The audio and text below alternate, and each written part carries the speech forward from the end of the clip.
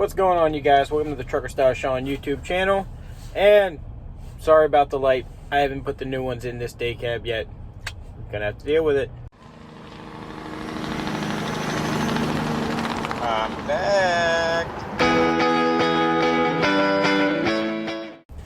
Alright, let's talk about picking your first truck to become an owner-operator. There are a few things you need to look for. I'm only going to go over 5 with them today. But there's a few things you need to look for when deciding on what kind of truck you're going to be getting as a new owner-operator. Now, before I go into these 5 steps, you need to judge your skill level. How mechanically inclined are you? Do you know how to work on a truck? Do you know how to diagnose problems? Do you know how to fix problems? And are you good with the internet? Alright, all of those things will come into play here a little bit later in the video, so make sure you watch the whole thing. If you're not already subscribed, go ahead and hit the subscribe button. Like the video if you like it. Comment if you have any questions. Now, I've bought multiple trucks over the years, and going back when I bought my first truck, my International 9400i. Before I bought that truck, I was researching what engine I wanted in a truck. It basically came down to being 3 engines I was looking for mainly at that point. A Detroit Series 60, preferably a 12.7. A Cummins ISX CM570 or 870. Or Cummins N14. Now, the reason I was looking at these engines mainly were the Detroit Series 60, very simple to work on as long as it's a pre-EGR engine.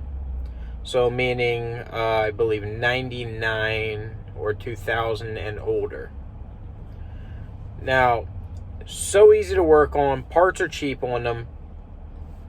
Very, basically, ease of maintenance. Do they get the best of fuel mileage? No. They get the worst? Not by any means. They are actually pretty fuel efficient engines if you run them right, tune them right, and everything is geared properly. Now the second one, the N14. Basically the same reliability as a Series 60. A little bit more expensive to work on. Great power, great fuel efficiency, again, if they are tuned right. One factor I was looking at when I was looking at the N14 mainly is it has 3 separate heads. Now, say if you blow one head gasket, you can change just one out, and it actually can be done on the side of the road. Can't do that with a Series 60, can't do that with an ISX, can't do that with a Cat. So, well, depending on which Cat. But that was another thing I was looking at on the N14. Well, my last one, the ISX. A pre-emissions ISX is a very good motor. Now, I knew going into it, the camshafts were going to be the biggest downfall. The oil coolers and the expensive turbos. Y'all that have watched my videos know I've put multiple turbos on that truck, so you got to factor those kinds of things in. But the fuel efficiency of that motor was my deciding factor on that engine. I ended up settling with an 05 International 9400i.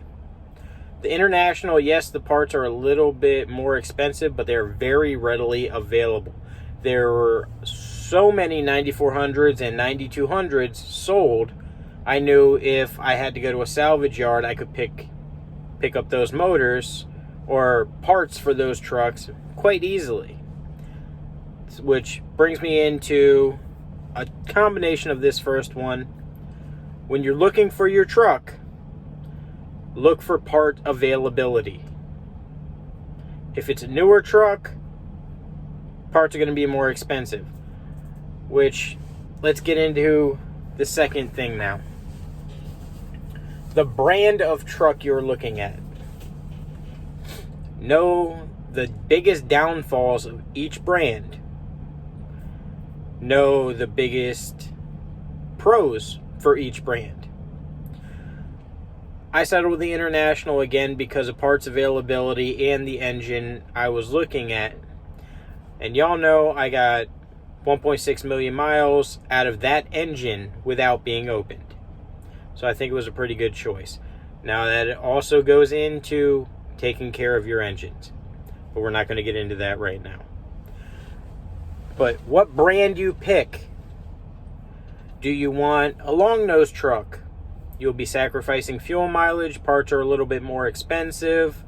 I'm talking about like a Kenworth W9 or almost any Peterbilt. So you got to know what your parts are going to cost just because of that brand name. That is a very big one. Your Volvos, your Internationals, they're going to be your cheapest to work on. Freightliners, there's so many of them out there. Freightliner actually is the cheapest to work on. Just because, especially the older ones, because there were so many, sold. Now, let's get into number 3. Number 3 will be, can you afford a truck payment, or are you buying it outright? If you are buying it outright, make sure you have enough money left behind to actually run your business. Or you can afford to put that money out, sit on it until you recoup some money to start your business. Make sure you're financially set up when buying your first truck. That is a very, very big one.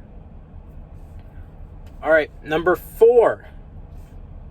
4 out of 5, y'all. We're almost there. Number 4, when picking your first truck, know if you want an emissions truck or a non-emissions truck. Are you going to be running an older truck? Or are you going to be running a newer truck and getting a payment?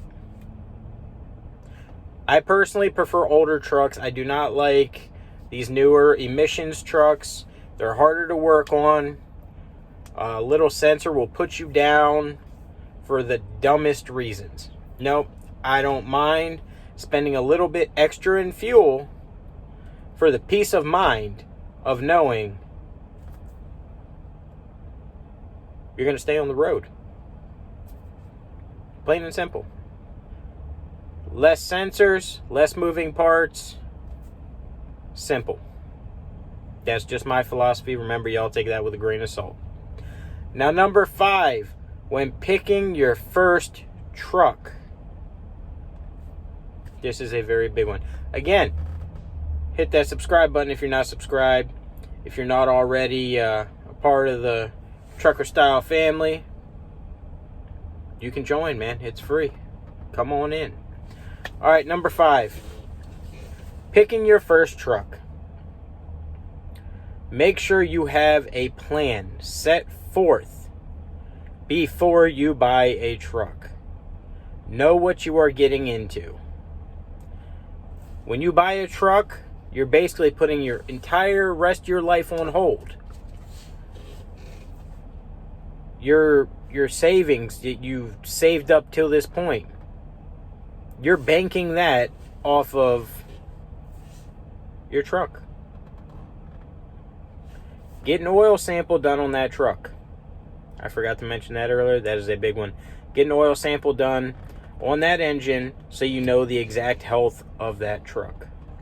It's very easy to find places that do it. Just go ahead and Google, type in oil sample kit, and search in your local area. If it comes back with a bunch of contaminants and metal shavings and everything else in that, I'd walk away. I wouldn't buy it. I wouldn't chance it. You want a nice, healthy motor starting off. If you have a healthier motor, your chances of success are that much greater. Now, I hope y'all enjoyed this video. If you have any questions, or if you're thinking about a truck, go ahead and leave it down in the comment section. I'll give you my honest opinion. That being said, Take it easy, y'all. Keep the rubber side down. Later.